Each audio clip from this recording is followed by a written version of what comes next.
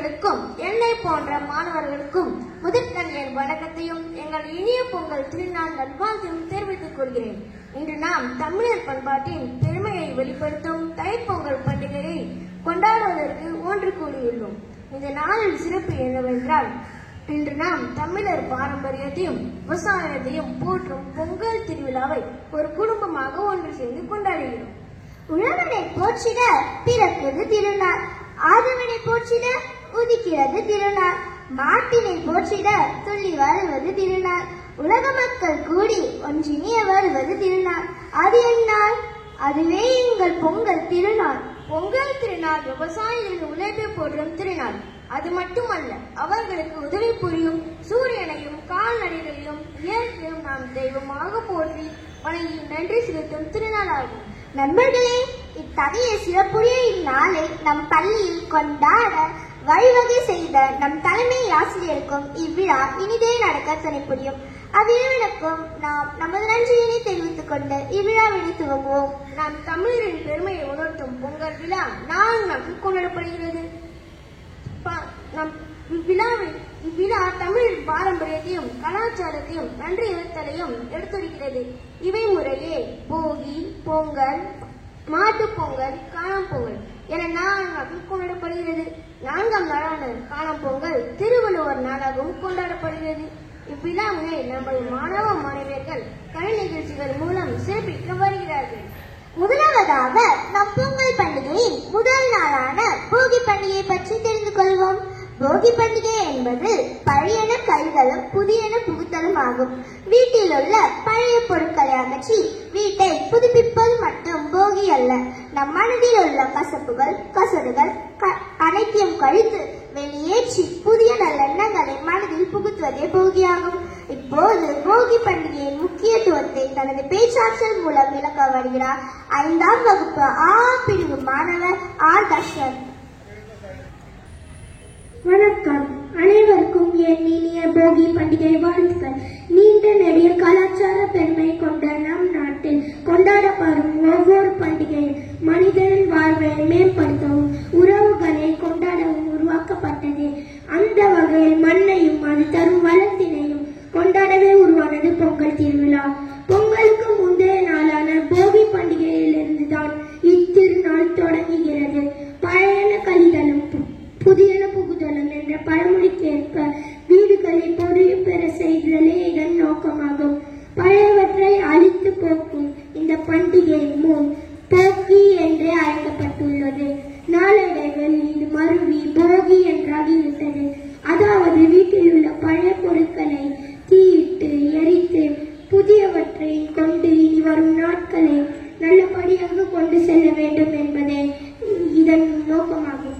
ஆனால் உண்மையில் போகி பண்டிகை என்பது நம் மனதில் உள்ள கெட்ட எண்ணங்கள், அழுக்கு, தீய குணங்கள் போன்றவற்றை முற்றிலுமாக நீக்கி புதிய நல்ல எண்ணங்களை கொண்டு வர வேண்டும் என்பதை உணர்த்துகிறது.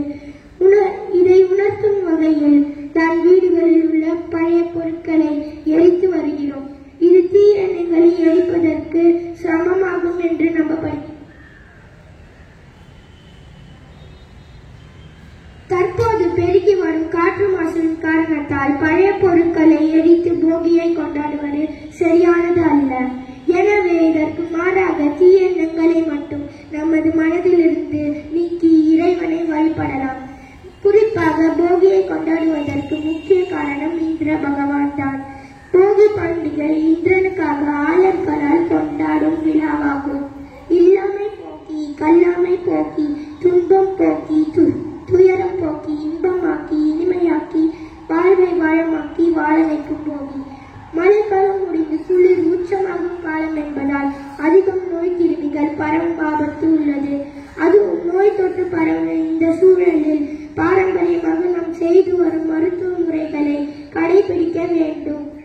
குறிப்பாக வீடு முழுக்க மஞ்சள், சாணம் தெளித்து சாம்பிராணி போட்டு சூழலை சுத்தமாக்கலாம். போகி பண்டிகை அன்று வைக்கரையில் நிலை பொங்கல் வைத்து கூரையில் ஆவாரம் பூ சொருகி மாயிலை தோரணம் கட்டி தோகை விரிந்த கரும்பொன்றை சாத்தி நிற்க செய்து வாழைப்பழம், வெற்றிலை, பாக்கு, குங்குமம் வைத்து தேங்காய் உடைத்து கற்பூரம் காட்டி தெய்வத்தை வணங்குவார்கள். போகி பண்டிகையின் போது போலி, வடை, பாயாசம், மொச்சை, சிறு தானியங்கள், பருப்பு வகைகள் போன்ற காட்டில் விளைந்த தானியங்களை விதவிதமாக சமைத்து படையலிடுவார்கள். மேலும் நிலத்திற்கு ஏராளமான செழிப்பை கொடுக்கும் மழைக்கும் நன்றி செலுத்தும் விதமாக இந்த படையல் போட்டு வணங்குவார்கள். நம் பழைய பொருட்களை எரிப்பதன் மூலம் காற்று மாசுபடுகிறது. ஆதலால் எவற்றையும் எரிக்காமல் புவியையும் சுற்றுச்சூழலையும் காப்போம். மாசில்லா போகி பண்டிகையை கொண்டாட அனைவரும் முயற்சி செய்வோம். போகியின் மடமையை எரிப்போம். போகியின் கடமையை மதிப்போம். சூழல் போற்றி புகையில்லா போகியை கொண்டாடுவோம். தீமைகள் விலகி நன்மைகள் பெறுகிற அனைவருக்கும் இனிய போகி பண்டிகை நல்வாழ்த்துக்கள். நன்றி, வணக்கம். இப்போகை பண்டிகையின் சிறப்பை நன்றும் நாங்கள் எடுத்திருப்போம் என்று ஆள வருகிறார்கள் 4ஆம் வகுப்பு மாணவர்கள்.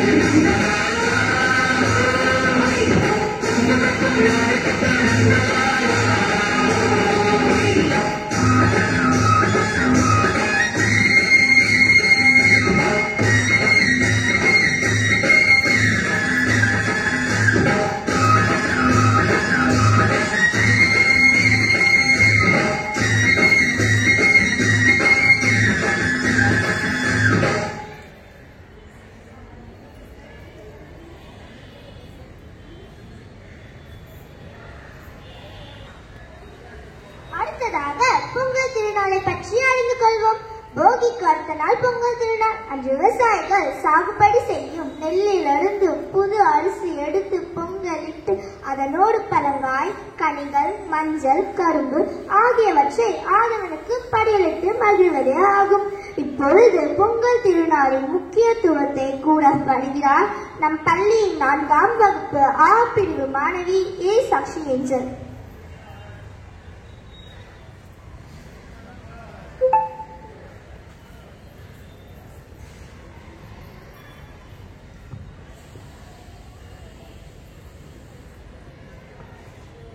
அவையோர் அனைவருக்கும் இனிய தமிழர் திருநாள் வாழ்த்துக்கள். நாம் இன்று தமிழக மக்கள் அனைவரும் ஒன்றாக இணைந்து கொண்டாடும் பண்டிகைகள் பல இருந்தாலும் தமிழனுக்காக ஒரு பண்டிகை, இயற்கையை தெய்வமாக்கும் தைப்பொங்கல் பண்டிகை. அழவரின் உழைப்பை போற்றும் பண்டிகை, தலைமுறை மாறினாலும் மாறாத பண்டிகையான பொங்கல் பண்டிகை பற்றி பேசுவதில் பெருமகிழ்ச்சி கொள்கிறேன். பொங்கல் திருநாள் 4 நாட்கள் கொண்டாடப்படுகிறது. முதல் நாள் போகி பண்டிகை, 2ஆம் நாள் தைப்பொங்கல், 3ஆம் நாள் மாட்டுப் பொங்கல், 4ஆம் நாள் காணும் பொங்கல் என்பவன ஆகும். ஆடியிலே விதிவித்து, ஐப்பசியில் களை எடுத்து, மார்கழியில் கதிரெடுத்து எங்களுக்கு பயிரை பரிசளித்த விவசாயிகளுக்கும் விவசாயத்திற்கும் பொங்கலிட்டு வணங்கும் இந்த திருவிழா தைப்பொங்கல் என்னும் பெருவிழா. தைமகளை வரவேற்க பகவானுக்கு நன்றி சொல்லும் நாள் தை திருநாள். உழவனை போற்றிட பிறந்தது திருநாள், ஆதவனை போற்றிட உதிக்கிறது திருநாள், நாட்டினை போற்றிட துள்ளி வருகிறது ஒரு திருநாள்.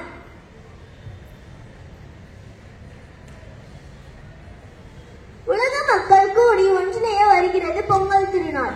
பொங்கல் திருவிழாவின் சிறப்புகள் என்னவென்றால், அனைவரும் புத்தாடை அணிந்து நுழைவாயிலில் மாவிலை தோரணம் கட்டி, முற்றத்தில் மாக்கோலம் விட்டு, வாசலில் விறகு அடுப்பு வைத்து, புதுப்பானையில் மஞ்சள் கொத்து கட்டி, அங்கு விளக்கேற்றி உலை கதித்ததும் அறுவடை செய்த அரிசியை உலையில் போட்டு பொங்கி வந்ததும் பொங்கலோ பொங்கல், பொங்கலோ பொங்கல், பொங்கலோ பொங்கல் என்று 3 முறை கூவி, பின்னர் அந்த பொங்கலில் திராட்சை, முந்திரி, நெய், வெல்லம் ஆகியவற்றை கலந்து சர்க்கரை பொங்கலாக தலைவாழை இலையில் பரிமாறி அனைவரும் பகிர்ந்து உண்டு சந்தோஷமாக கொண்டாடும் ஒரு விழாதான் இந்த பொங்கல் பண்டிகை. சுழன்று ஏற்ப பின்னது உலகம் அதனால் உழந்தும் உழவே தலை என்பது வள்ளுவர் வாக்கு. மக்கள் பலவிதமான தொழில்கள் செய்து வாழ்க்கையை சுழன்றாலும் ஏற்பிடிக்கும் உழவு தொழிலை பின்பற்றிதான் உலகம் சுழல வேண்டியதிருக்கிறது. உலகம் என்னும் தெருக்கு அச்சாணி உள்ளது. அந்த அச்சாணி நமக்கு உணவளிக்கும் உழவர்கள் தாம். உலகில் வாழும் மக்கள் அனைவருக்கும் உணவு தந்து உயிரளிக்கும் உழவிற்கும் தாங்கள் உழைத்த உழைப்பிற்கும் நல்ல பலன் கிடைக்க உதவிய இயற்கைக்கும் விலங்கினங்களுக்கும் நன்றி கூறும் நாளே உழவர் திருநாள். உழவர்கள் சேற்றில் கால் வைத்தால்தான் நாம் சோற்றில் கை வைக்க முடியும் என்பதை மனதில் வைத்து இத்திருநாளில் அவர்களை நினைவு கூர்ந்து அவர்களை அச்சய பாத்திரமாய் தைரியத்துடனும் மகிழ்ச்சியுடனும் வாழ்த்துவோம். ஆண்டு முழுக்க எத்தனையோ விழாக்களை கொண்டாடினாலும் வாழ்க்கையோடும் நம் வயிற்றோடும் தொடர்புடைய இயற்கையோடும் இணைந்து இயல்பான திருவிழா நம் உழவர் திருவிழா. தை பிறந்தால் ஒளி பிறக்கும், தரணியிலே ஒளி பிறக்கும் என்பது போல அனைவரின் வாழ்விலும் மகிழ்ச்சி பொங்க தைமகளை வரவேற்போம், உழவர் திருநாளை கொண்டாடுவோம்.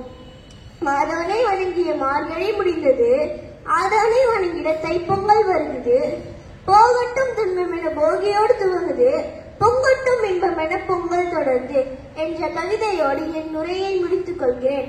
அனைவருக்கும் என் இனிய பொங்கல் நல்வாழ்த்துக்கள். நன்றி. இப்பொழுது பொங்கல் பண்டிகையை முன்னிட்டு நடனமாடல் வருகிறார்கள் நமது பள்ளியின் 2ஆம் வகுப்பு மாணவ மாணவியர்கள். நாம் நடனத்தை கண்டுகளிப்போமா?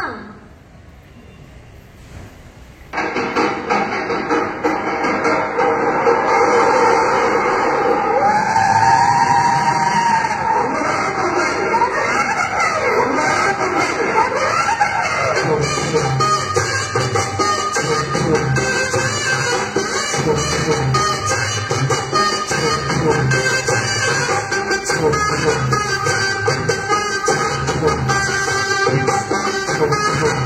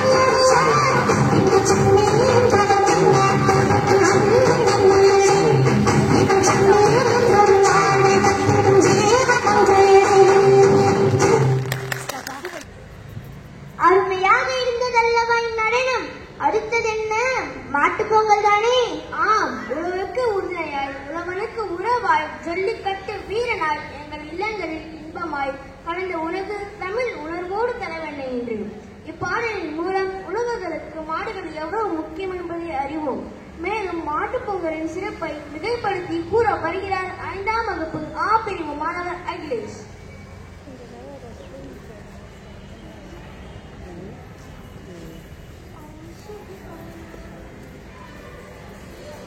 அனைவருக்கும் என் முத்தான முதற்கண் வணக்கத்தை தெரிவித்துக் கொள்கிறேன்.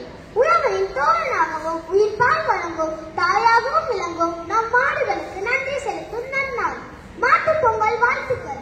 இந்த அன்பான நேரத்தில் மாட்டுப் பொங்கலின் முக்கியத்துவத்தை பற்றி சில வார்த்தைகள் பகிர்ந்து கொள்ள விரும்புகிறேன். மாட்டுப் பொங்கல் என்பது தைப்பொங்கல் நாளில் முழு நாள் தமிழர்களால் கொண்டாடப்படும் ஒரு பண்டிகை ஆகும். இது பட்டி பொங்கல் அல்லது கன்று பொங்கல் எனவும் அழைக்கப்படுகிறது. உலகை தொழிலுக்கு உறுதுணையாக விளங்கும் மாடுகளுக்கு நன்றி கூறும் நாளே இந்நாள் ஆகும். அன்று மாடுகள் கட்டும் தொழுவதனை சுத்தம் செய்வார்கள். கால்நடைகளை குளிப்பாட்டி சுத்தம் செய்வார்கள். மாடுகளின் கொம்புகள் சீவப்பட்டு வண்ணம் பூசி கூரான கொம்பில் குஞ்சம் அல்லது சலங்கை கட்டி விடுவார்கள். சந்தனம், குங்குமம், இட்டு மாலைகள் மற்றும் சலங்கைகள் கொண்டு மாடுகளை அலங்கரிப்பர். உலக கருவிகளை சுத்தம் செய்து சந்தனம், குங்குமம் வைப்பார்கள். தோழர்களே பொங்கல் பொங்கி கற்பூர தீபாரதனை காட்டப்படும். இதன் பின் பசு, காளை, எருமை என அனைத்து கால்நடைகளுக்கு பொங்கல் பழம் கொடுப்பார்கள். பொங்கலோ பொங்கல், மாட்டு பொங்கல், பட்டி பெருக, பால் பாலை பொங்கல், நோவும் பிரிவும் பெருவோடு போகல் என்று கூறி தொழுவதில் தெளிப்பர். மாடுகளுக்கும் மனிதர்களுக்கும் உள்ள உறவை போற்றும் வகையில் ஒவ்வொரு வருடமும் மாட்டுப் பொங்கல் பண்டிகையின் போது ஜல்லிக்கட்டு போட்டி நடைபெறும். மேலும் முறியடித்தல், வழுக்கு மரம் ஏறுதல் உள்ளிட்ட விளையாட்டுப் போட்டிகளும் நடத்தப்படுகின்றன. ஏழு தலைவர்கள் மஞ்சள் விரட்டு அல்லது ஜல்லிக்கட்டு என்பது தமிழர்களின் மரபு வழி விளையாட்டுகளில் ஒன்றாகும். ஏறு என்பது காளை மாட்டை குறுக்கும். மாட்டை ஓடடித்து அதை மனிதர்கள் அடக்குவது அல்லது கொம்பை பிடித்து வீழ்த்துவதான விளையாட்டு. உரியடி என்பது கண்ணை கட்டி கொண்டு கையில் உள்ள கொம்பால் தொங்கும் உரியை அடிக்க வேண்டும். வழுக்கு மரம் ஏறுதல் என்பது ஒருவர் உயரமான வலுவழுப்பான மரத்தில் ஏறி அதன் உச்சியில் கட்டப்பட்டிருக்கும் பரிசு முடிப்பை எடுக்கும் விளையாட்டு. மாட்டுப் பொங்கல் விழா நமக்கு இயற்கை வளங்களை மதிக்கவும் பாரம்பரிய விவசாயத்தின் அடிப்படையை நினைவூட்டவும் செய்கிறது. நம் வாழ்வில் மாடுகளின் பங்கு மிகுந்த மகிழ்ச்சியை தருகிறது. இன்று நாம் கொண்டாடும் மாட்டுப் பொங்கல் விழா நமது விவசாய சமூகத்தின் முக்கியத்துவத்தை எடுத்து காட்டுகிறது. இந்த விழா நமது விவசாயிகளின் உழைப்பையும் அவர்களின் பாரம்பரிய அறிவையும் கொண்டாடுகிறது. அதனால் மாட்டுப் பொங்கலை நாம் ஆர்வமாகவும் பாரம்பரிய நீதியாகவும் கொண்டாட வேண்டும். இப்படி தங்கள் வாழ்வோடு கலந்திட வாயில்லா ஜீவன்களை வணங்கும் விதமான கொண்டாடப்படுவதே மாட்டுப் பொங்கல். மாட்டுப் பொங்கலை கொண்டாடுவோம், மனநிறைவு அடைவோம். இனிய மாட்டுப் பொங்கல் நல்வாழ்த்துக்கள். நன்றி, வணக்கம். உழவர்களுக்கும் மாடுகளுக்கும் உள்ள தொடர்பை தனது நடனத்தினால் உணர்த்த வருகின்றனர் எம் பள்ளியின் 3ஆம் வகுப்பு மாணவ மாணவியர்கள். காண்போமா? Ready ready.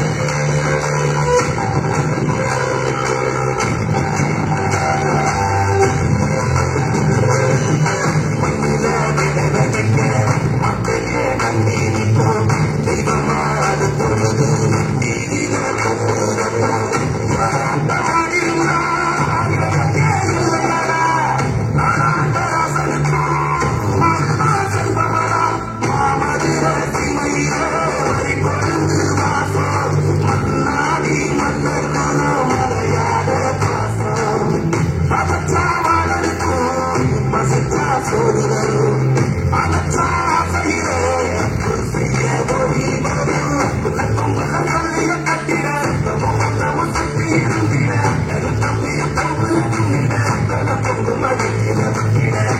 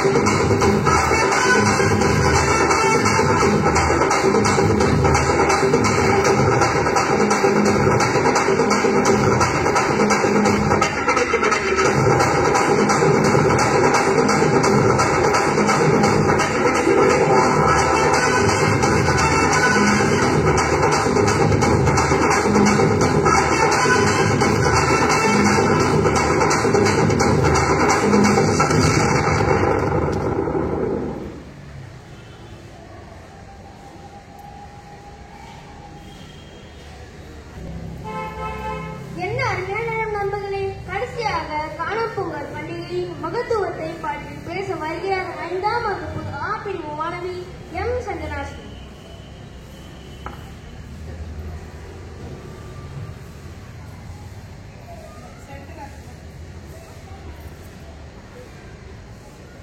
கவியரங்கத்தில் அமைந்திருக்கும் அனைவருக்கும் எனது மனமார்ந்த வணக்கங்கள். இன்று நாம் அனைவரும் தமிழர்களின் மகிழ்ச்சியையும் பாரம்பரியத்தையும் கொண்டாடும் ஒரு முக்கிய நாளான காணும் பொங்கல் பற்றி பேச ஏற்றத்தில் இருக்கிறோம். சொந்தங்களை சந்தித்து அன்பு பொங்கல் மகிழ்ந்திட காணும் பொங்கல் வாழ்த்துக்கள். காணும் பொங்கல் என்பது பொங்கல் கொண்டாட்டங்களில் 4வது நாள் இடம்பெற்று விழாவாகும். காணும் பொங்கலை கன்னி பொங்கல் அல்லது காணும் பண்டிகை என்று அழைப்பர். இப்பண்டிகை நிகழ்வுகளில் ஊர்ச்ச உறவினர் நண்பர்களை காணுதல் மற்றும் பெரியோர் ஆசி பெறுதல் என்பன அடங்கும். இந்த நாளின் முக்கிய நோக்கம் உறவினர்களையும் நண்பர்களையும் சந்தித்து பாசத்தையும் நட்பையும் பகிர்ந்து கொள்வதால் குடும்ப உறவுகளை வலுப்படுத்தவும் சமூக ஒற்றுமையை உணர்த்தவும் இந்த நாள் உதவுகிறது. பெரியவர்களின் ஆசீர்வாதத்தை பெறுதல், பசுமாட்டுக்கள் பூஜை செய்தல் மற்றும் தாய் மண்ணுக்கு நன்றி கூறுதல் போன்ற நிகழ்வுகள் இந்த நாளில் சிறப்பை அதிகரிக்கின்றன. மேலும் இந்த நாளில் பாரம்பரிய விளையாட்டுகள் மற்றும் மகிழ்ச்சியுடன் கூடிய நிகழ்ச்சிகள் நடைபெறும். இது நமது கலாச்சாரத்தின் மகிமையும் சமூக இணைப்பின் முக்கியத்துவத்தையும் வெளிப்படுத்துகிறது. எனவே காணும் பொங்கல் என்பது உறவுகளையும் சமூக ஒற்றுமைகளையும் கொண்டாடும் ஒரு சிறப்பான நாள். இந்த நாளில் நாம் அனைவரும் உறவுகளை வலுப்படுத்தவும் மற்றும் சந்தோஷத்துடன் நாளை கழிப்போம். இந்த கன்னி பொங்கல் அன்று அனைத்து சொந்தங்களும் ஒன்று சேர்ந்து என்னென்று மகிழ்ச்சியாக இருக்க அனைவருக்கும் இனிய காணும் பொங்கல் நல்வாழ்த்துக்கள். மிகுந்த மரியாதையுடன் அன்பு மற்றும் அழகிற்கு அடையாளமாக விளங்கும் தினம் திருவள்ளுவர் தினம். இந்த சிறப்பான நாளில் நாம் தமிழின் பெருமைமிக்க கவிஞர் மற்றும் மேல்மொழி சிந்தனையாளர் திருவள்ளுவரை நினைவு கூறுகிறோம். அவரது திருக்குறள் என்ற நூல் உலகளாவிய அர்த்தங்களை தருவதோடு மட்டுமல்லாமல் அறம், பொருள், இன்பம் என மனித வாழ்வின் 3 அடிப்படைகளை தெளிவுபடுத்துகின்றன. தமிழை அழகுபடுத்திய பாவலர்கள் பலர் இருந்தாலும் திருவள்ளுவருக்கென தனியிடம் உண்டு. இவரது தந்தை ஆதி, தாய் பகவான் என்று கூறப்படுகிறது. திருவள்ளுவருடைய மனைவி பெயர் வாசுகி. இலக்கியங்களில் சிறந்த கணவன் மனைவிக்கு இலக்கணமாக வள்ளுவன் வாசுகி என்று வழங்குவது இவர்களின் சிறப்பு ஆகும். திருக்குறளை தமிழில் எழுதி உலக இலக்கிய அரங்கில் தமிழர்களை கைவிட செய்தவர் திருவள்ளுவர். திருக்குறளில் அறப்பால், பொருட்பால், காமதுபால் எனும் 3 பாட்களுடன் 133 அதிகாரங்களும் ஒரு அதிகாரத்தில் 10 குறள்கள் என 1330 குறள்களை உள்ளடக்கியது திருக்குறள். வள்ளுவரை தன்னை இவ்வுலகிற்கு தந்து வான்புகழ் கொண்ட தமிழ்நாடு என்று பெருமை கொள்வோம். வாய்ப்பளித்த அனைவருக்கும் என் நன்றியை தெரிவித்துக் கொள்கிறேன். நன்றி, வணக்கம். காணும் பொங்கல் அன்று மற்றொரு சிறப்பு உண்டு. அது நம் திருவள்ளுவர் தினமாகும். திருவள்ளுவருக்கும் தமிழுக்கும் இருக்கும் தொடர்பு மிகவும் மகத்துவமானது. அதனாலே தமிழரின் சிறந்த பண்டிகையான காணும் பொங்கல் அன்று பிறந்த திருவள்ளுவரையும் நாம் நினைவு கூறுகிறோம். காணும் பொங்கலின் சிறப்பையும் திருவள்ளுவரின் மகத்துவத்தையும் பெருமையும் பாட வருகிறார்கள் நம் 5ஆம் வகுப்பு மாணவ செல்வங்கள். அவர்கள் பாடினை கேட்போமா?